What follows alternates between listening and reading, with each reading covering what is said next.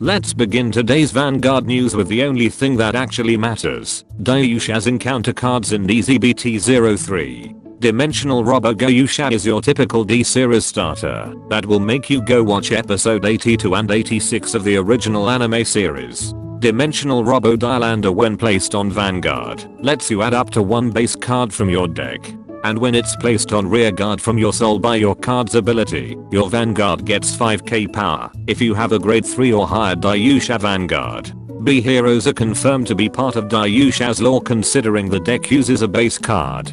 Super Dimensional Fortress Dai base is a set order card, while in the order zone, lets you rest this card if you have a Dimensional Robo Vanguard to charge 1 energy. Then put up to 1 grade 2 or lower Dimensional Robo from your drop zone into your soul. You put a Dimensional Robo card from your deck instead if this card was put into your order zone this turn. And while in the order zone, you can pay 2 energy and rest this card if you have a Dimensional Robo Vanguard to call up to 1 grade 2 or lower Dimensional Robo card from your soul. I thought this was supposed to be using Dimension Police's playstyle. Instead we are getting what appears to be a Pale Moon playstyle with extra steps. This would have been more cooler if it puts the Dimensional Robo in the base instead, but I guess Bushiro doesn't want B heroes to have access to super robot technology. And like B heroes, you want to run multiple copies of this card like a Starbucks franchise. Dimensional Robo Dai Dragon, when ridden over by a grade 3 Daiyusha card, makes you call itself to rearguard. And when it's placed on rearguard from your soul by your card's ability, it gets an auto ability that lets you retire itself when your Vanguard is attacked to give your Vanguard 15k power for that battle, as well as this unit getting 5k power until the end of your opponent's next turn if you have a grade 3 or higher Daiyusha Vanguard.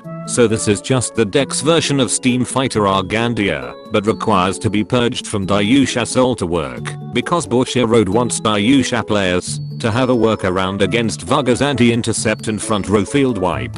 Sneaky sales pitch. Super Dimensional Robo Daiyusha once per turn while on Vanguard lets you pay 1 counter blast when it attacks to draw a card. Then all your Dimensional Robo units with different names get 5k power if your opponent's Vanguard is grade 3 or higher.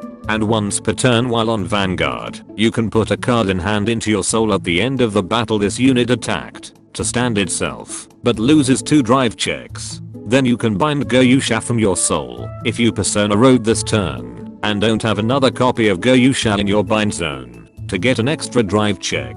So Bushiro turned the most hot-blooded power increasing unit in the game into another Overlord clone. While it's an improvement from the original, since Daiyusha previously lacked any form of extra attacks, something about this change feels wrong on a aesthetic level. And the deck seems to need to run extra copies of Daiyusha if it wants to do drive checks on every restand.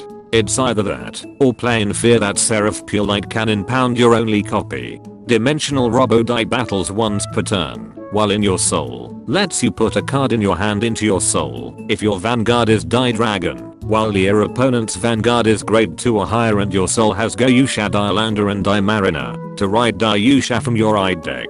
And when it's placed on rearguard from your soul by your card's ability, your Vanguard's original crit becomes 2 if you have a grade 3 or higher Daiyusha Vanguard and your opponent's Vanguard is grade 3 or higher. Daiyusha now favors going second if you want to get mileage out of this card, and giving Daiyusha extra crit after becoming an Overlord clone feels more like what a villain would do.